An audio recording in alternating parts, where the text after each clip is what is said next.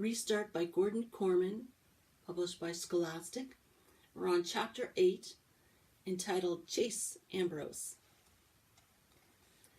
The Hiawassee Middle School Hurricanes play a preseason scrimmage against East Norwich on Saturday. I make it a point to be there, not as a player, but as a member of the video club. Ms. DeLeo put me in charge of athletics for the video yearbook, so the game is as good a place to start as any. As I climb the bleachers, the flip cam has an awkward weight in my hand. I don't feel like a video club kid. Not that I can recall being any kind of kid. This is supposed to be the site of my greatest glories, yet I've lost all that. The sight of the players on the field doesn't bring back a rush of gridiron memories. I guess I always pictured vast crowds cheering my name, but there isn't much turnout for the scrimmage. Maybe a couple of dozen kids and a handful of other people scattered around the stands. I raise the camera and shoot a couple of plays. Brendan said I was a natural filming how to clean your tricycle. That was easy, though. That stunt at the car wash was the craziest, funniest, most bizarre thing I've ever seen. I honestly couldn't look away. And since I was watching through the camera viewfinder, I captured the insanity from start to finish. It would be wrong to say I had the time of my life, since I can't speak for my life before the accident, but it was more than enough for Brendan to convince me that video club was the place for me. A foghorn voice drowns out the PA announcement, broadcasting over the loudspeaker. "Champ, over here!" It's my dad, sitting in the fourth row with Helen. "I never miss a game," he exclaims, assuring me that he was here on the 50-yard line, week in and week out, all through the 28-year gap between his state championship and my own. Helen's turning into a real fan, too. My half-sister has set up an impressive array of dollhouse furniture on the metal bleachers and is playing with a couple of Barbies. As far as I've seen, she hasn't looked in the direction of the field once. For such a big Hurricanes fan, Dad sure doesn't seem to have any fun watching them play. The longer we sit, the darker his mood gets, blackening and lowering until it hangs over him like a line of thunderheads. "Did you see that?" he complains. "The left guard is supposed to cut block on that play. Otherwise, there's no hole for the running back." Or, "Our quarterback doesn't see the field. He had a man wide open in the end zone." Or, "What kind of tackling is that? Did you used to tackle like that? I never tackled like that." I don't remember anything about playing football. I tell him honestly, zooming in tight on the huddle. So I have no idea how I used to tackle.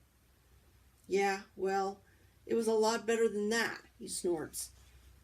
"You used to wrap up your man and bring him down properly." By this time, the Hurricanes are on the wrong end of a 24-7 score. It's funny, I've forgotten everything about my own football career, but I know the game itself. When I shoot footage of the action on the field, I get what the players are doing, or at least trying to do. Either East Norwich's all-universe or this year's Hiawassee Hurricanes aren't a team of destiny. I have no idea how good I am, but it's hard to believe that one person could make up the difference between these stumblebums and last year's state champions. "We're out of sync," I observe. "The O-line is opening up some good holes, but the backs are never in the right place to run through them." "Exactly." Dad slaps me too hard on my bad shoulder. "That's what I always say. We've got the talent. We do when you're on the field anyway. All we need is the timing." I'm sure it isn't the first time my father and I have ever agreed on something, but it's the first time I actually remember. That's another thing amnesia made me forget. How much I like his approval.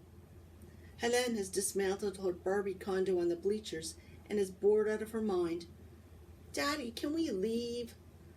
"Not yet, honey." Dad doesn't even glance away from the field. It's still the third quarter. I point the flip cam at her. "Why don't you set up the furniture again? We can make a movie about your dolls." She curls her lip at me. "They're Barbies." "Barbie can be a movie star," I offer. As she places the plastic chairs and tables with great care, quarterback Joey Petronas throws an interception that East Norwich runs back for yet another touchdown. That does it for Dad. He goes off on a diatribe against the players, the coaches, even the guys who make the chalk lines on the field. I'm not immune either. He finishes with, "What are you doing with that camera anyway? You should be in this game, not taking pictures of it. I know you don't remember how good you are, but I promise you, you are that good." I start to tell him I'm only here to cover the team for the video yearbook, but something makes me swallow the words before they hit air. I understand on a gut level that isn't what Dad wants to hear. Instead, I find myself saying, "I want to get back on the field as soon as the doctor gives the okay. You'll see, I'll be out there." Dad nods, pleased. "That's who we are, champ. We're Ambrose men. We're the doers. Other people take pictures of us." Helene acts out entire storylines with her Barbies.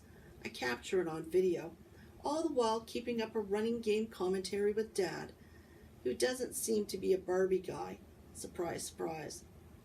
When I play my footage back to Helene on the tiny screen, she squeals with delight. And there, sitting on the bleachers in front of a bad football game, it happens. I remember. I mean, there's nothing wrong with my ability to remember. I remember everything that's happened since I woke up in the hospital. But before the accident, except for that weird image of a girl in blue, nothing. Until now.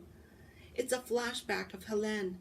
She's probably what triggered it, because in my memory, she's squealing just like she is now. Wait. No, it isn't a happy sound.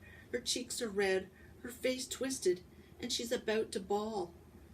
In the memory, I'm holding a stuffed teddy, her favorite. I remember that too. Actually, I've got the bear in my left hand and its head in my right. I ripped the head off a 4-year-old's teddy bear. Definitely not the memory I'd been hoping for, but still. "I remembered something," I exclaim out loud. "Yeah, what?" Dad actually turns his attention from the game. "Something from before the accident." "See?" He's triumphant. "I told you there's nothing wrong with you. You'll be back in commission in no time. And man, do we ever need you out there." On the field, our halfback takes a handoff and is buried under a pile of East Norwich jerseys. Dad's looking away, so he misses it. A tiny gap on the weak side of the defensive line. Our guy could have hit that. I would have hit that. A stutter step to the left. That's what I would have done. Juke out the linebacker and... gone. My shoulders shimmy as I make the imaginary cuts in my head. I see it now. I was a player. Correction, I am a player. And as I picture it, the image of the headless teddy bear starts to fade. After all, it's just a stuffed toy. Helene is perfectly happy now. No harm, no foul. I'll bet she's forgotten it ever happened.